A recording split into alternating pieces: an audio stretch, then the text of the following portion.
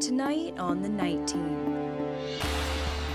A march in solidarity with Burnheim and against a 12-mile pipeline project in the forest. Advocates saying they need to protect wildlife. And it's a way for us to express our grief on the outcome of this. While the power company constructing it says it's needed for a growing population. Plus, former LMPD detective Brett Hankison is set to be given his sentencing tomorrow, handed down by a federal judge. We have local reaction following the Civil Rights Division recommending no jail time.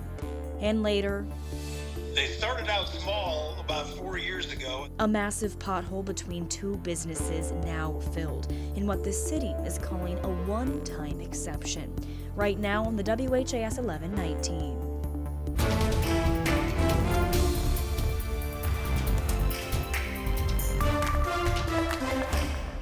We are taking a live look over a dry Metro Louisville right now, but if we've seen anything over the past week, we know that that is about to change. Thanks for joining us here on the Night Team. I'm Alex Dieterer. Let's get you right to Chief Meteorologist Mallory Schnell, who is tracking a line of storms heading our way right now. Mallory. Hey there, Alex. That's right. You can see here on the Max HG radar, we're tracking widespread showers and thunderstorms across southern Indiana, moving into Kentucky as we speak. It does look like we have heavy rainfall that's crossing I-65, heading into Sellersburg, and yes, this is about to move into Louisville here soon within the show. Now, I will say the good news is anytime you're seeing some of these green lines kind of jut out from those storms, that's outflow. And that means some of these storms are weakening, definitely seeing a lot less lightning over southern Indiana compared to these storms an hour or two ago, but still watching some stronger storms that are crossing right along the Illinois and Indiana border here. We'll see how these hang together as they continue to track to the southeast tonight. Big picture view, you can tell where it's rained so far throughout the day today. And once again, we're expecting that to spread down to the south and southeast as we continue onward throughout tonight. So we do have a flood watch in place until 8 o'clock tomorrow evening. Of course, we picked up so much rain here lately, and a lot of these storms have been heavy rainfall producers. We're expecting these storms to continue to track to the east and southeast throughout this evening and into tonight. That northern tier could weaken a bit, but the storms on the backside of that looking to continue to head throughout Kentuckiana into the early morning hours on Monday. Of course, we'll talk much more about your hour-by-hour forecast and when things finally start to dry out around here coming up in our 7-day forecast. Alex. Thank you, Mallory. And it's not just us here in Kentuckiana that are feeling the weather impacts. More than 36 million Americans are under the threat of severe storms for parts of the Midwest and Northeast. Many areas are already recovering from heavy rainfall this month. ABC's Morgan Norwood has more. Tonight, millions in the Northeast and Midwest bracing for another round of dangerous storms after a flash flood emergency shut down parts of the Washington, D.C. metro area Saturday. Get out the car! We can't, the doors is locked.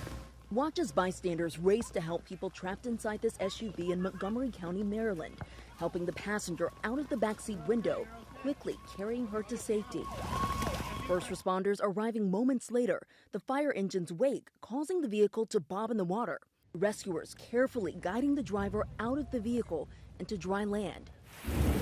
As the rain kept falling, meteorologists urging families to get to higher ground. So this is something that you do need to take very seriously if you are in this area.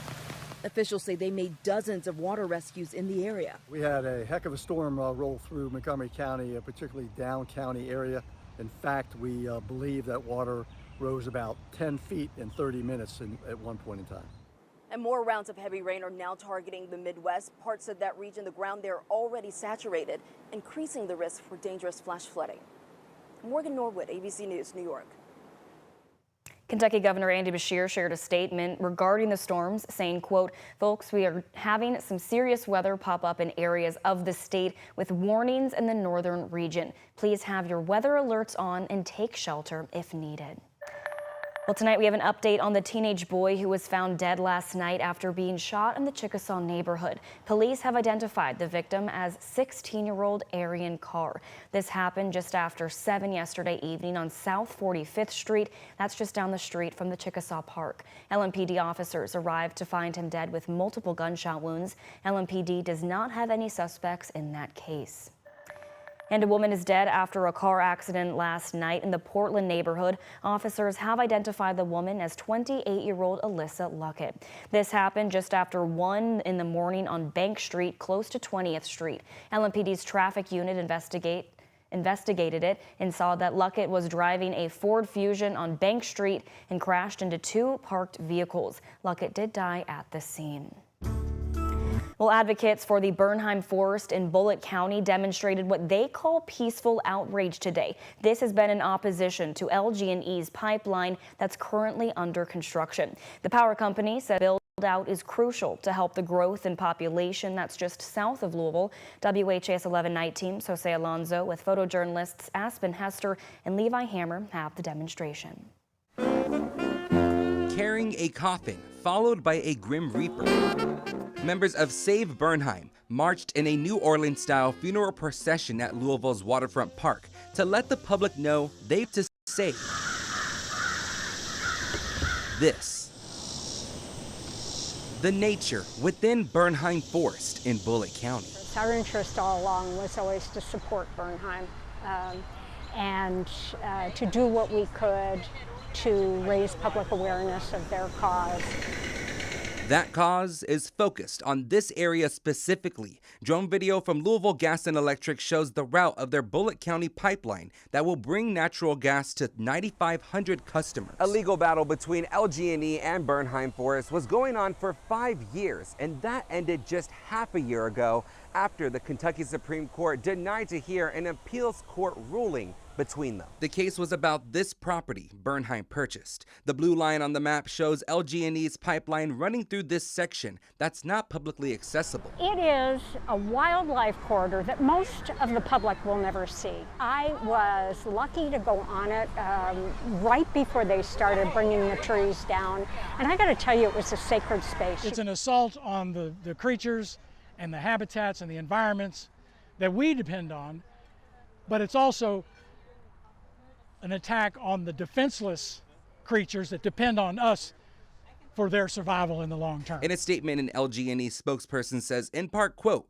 with the existing pipeline at full capacity, hundreds of requests for new or expanded natural gas service in the area have been deferred since 2019. Was bring to a close a years-long effort to stop a pipeline that will deliver more gas to the area south of Shepherdsville along I-65. Although the battle to save a part of the forest is over, the debate on how we should live with and treat nature continues. Jose Alonso, WHAS 11 Night Team, on your side. The pipeline will be 12 miles long and connect an existing line in eastern Bullitt County to another one near I-65 south of Shepherdsville. LG&E plans to finish the project by the end of the year. Well, looking ahead, former LMPD detective Brett Hankison is scheduled to appear in federal court tomorrow for sentencing. The Trump-appointed federal judge Rebecca Grady Jennings will determine what time, if any, he will serve. This past week, attorneys with the Civil Rights Division said they weren't recommending any prison time for Hankison. Instead, he was recommended 3 years of supervised release. Reaction continues to pour in after that recommendation. An activist spoke with called the recommended sentence an insult to Briana Taylor and her family. Well, I think you can't explain the unexplainable. It's unexplainable because we know it's just not possible that you can come to a verdict like that when you know someone's guilty. The judge said he's guilty, the jury said he's guilty, but yet he served no time.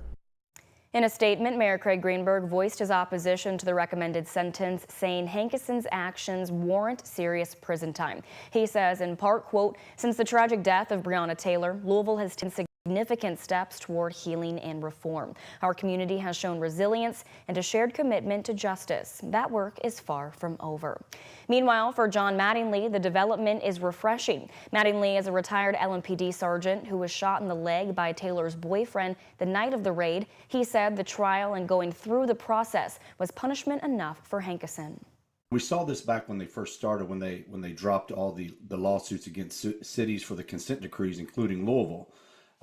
So you knew we were moving in the right direction as far as at least trying to get on the right path back to common sense. You even saw a line in there that basically said the process is the punishment. And so I think, Brett's been through hell and back. Back in November, a federal jury found Hankerson guilty of violating Briana Taylor's civil right. They determined he used excessive force when he fired 10 shots into the side of her apartment. That was the night of the deadly 2020 police raid, but none of Hankerson's bullets hit Taylor. The first time federal prosecutors tried Hankerson, it ended in a mistrial.